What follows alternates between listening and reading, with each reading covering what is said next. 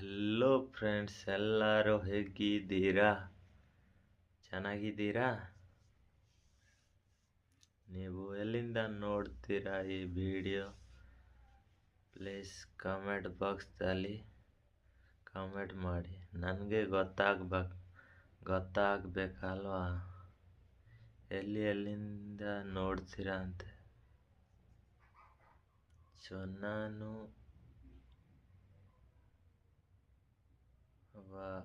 ಒರಿಸ್ಸಾ ಹುಡುಗ.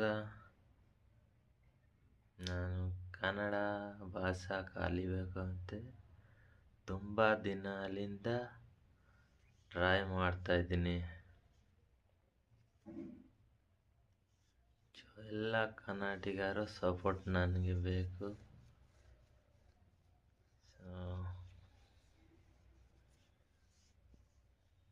ಸರಿ.